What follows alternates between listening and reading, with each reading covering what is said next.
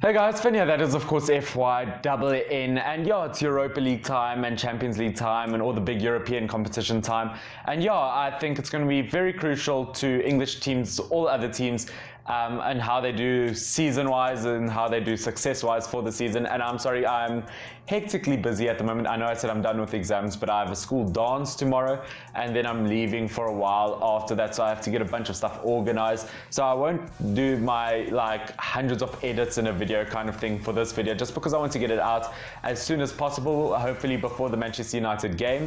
But today I'm going to be talking about the importance for Manchester United of Europa League for Manchester United this season.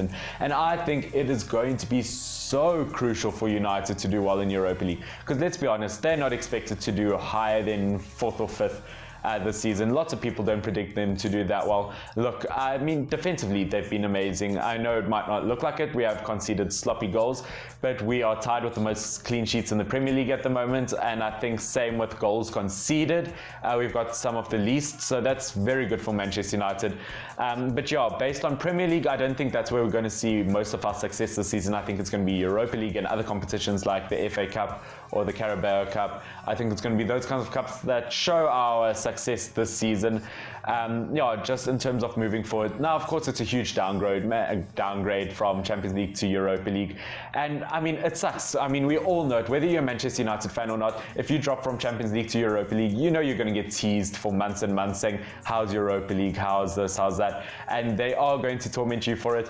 But you know what? I think Manchester United can get far in Europa League if we really do focus on it. And of course, I'm not saying put all your eggs in one basket and either focus only on Premier League or only Europa League. I think you're going to have to find the most perfect balance, yeah, in terms of just finding the right teams, having almost a Europa League fit team and a Premier League team, so that you can do well in both. Because let's be honest, Manchester United, I'm going to be disappointed if they don't reach the final. I know that's high expectations, but United are a good team. They are a good team. They just need to find form. They just need to pick themselves up, put themselves together, because it is a very good team. I know lots of people are going to say, yeah, but they got this result, they got that result. They're not playing well, but they are a good team. I will say that.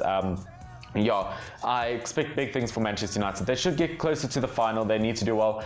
Yeah, and this is times for youngsters to play. Look, I know likes of Greenwood's probably going to play now. This is obviously before the team's been released, who Manchester United is going to play in their team, as in which players are they going to play. Gomez is hopefully going to get some time. Chong's hopefully also going to get some time. I'd love to see Axel Tonzebe get some time. Let's be honest, Sergio Romero is going to get some time, probably over David De Gea, because it is a weak team we're playing against, which is good, because I absolutely love Sergio Romero, and probably anywhere else in the world he would be a starting goalkeeper. It's just that we have David De Gea, and that is why he's not starting. We are playing against Astana, something like that, who's third in the Kazakhstan league, so seriously, we should beat them. I mean, let's be honest, we get what, a maximum of 18 points in the per table in the Europa League, 6 games if you get 3 points from each one. Yeah, so realistically, I'm not saying we should get the full 18 points in our group, but at least 16. I know that's high expectations, but once again, we've got a very weak team, and we should not lose unnecessary points. I mean, we should really not. I mean, look, I'm going to be, as I said, disappointed if we don't reach the final. And I know lots of other teams in England are basing their success hugely around European competitions. Like, let's look at Spurs, for example. They're also not going to win the Premier League because Liverpool and City, let's be honest, they're just so high above anyone else except Norwich. But obviously, if you just look at it as a whole, Spurs, they have to do well in the Champions League. They've just bottled it with a draw. Well, I say bottled it, it's only the first game in. But looking at it as a total, I would say if Spurs don't get to the semi-final, it's going to be a huge downgrade for them. I would say if Spurs don't even make it to, round of 16 or whatever before that, which, let's be honest, they probably will. If they don't look good in Champions League this season, if they don't look like a competing team, then I'll get rid of Pochettino. I know that's a strong one because lots of people love Pochettino. I love Pochettino. But I have to say, if you don't do better, if you don't move forward, no matter who your manager is, no matter who you have to lose, it doesn't matter. It doesn't matter if your team, because then you're not succeeding. That's the whole point of it. Like, I see lots of people saying, I would support Ole Gunnar Solskjaer if Manchester United got relegated, which is a stupid statement because no, you wouldn't. As soon as we drop to a 9th position, you wouldn't.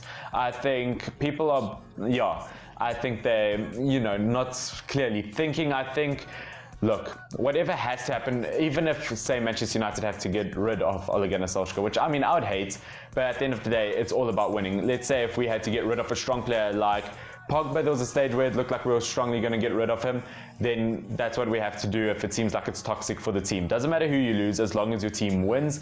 But once again, going around European success, I mean, Liverpool have just lost to Napoli, which of course is their claim to fame, saying, we lost to them in the group stage last year and we ended up winning the league. That means we're going to win the Champions League again this year, which is of course rubbish. City starting off pretty strong. Chelsea lost their first Champions League game. They're going to have to find some.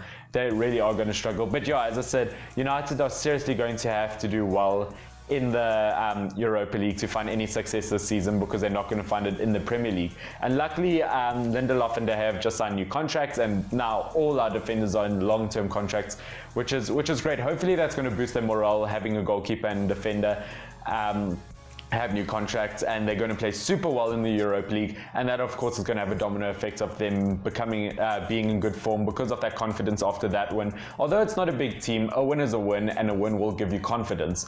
As I said, Europa League absolutely crucial. I'm going to be so upset if we don't make it to the final of the Europa League. Manchester United seriously have to do this. Once again, sorry if this isn't the longest video. As I said, just super busy. But guys, I'm so close to 200 subscribers, and I'd absolutely love it if you guys could help me by sharing this video, hitting that bell icon to be notified when I do upload a video, and of course, do subscribe. Of course, so close, and I can't do it without you guys, and I'm so grateful for how far you guys have gotten me this far. It's all you guys, so thank you so much. This has been Finn, FYNN. Stay awesome.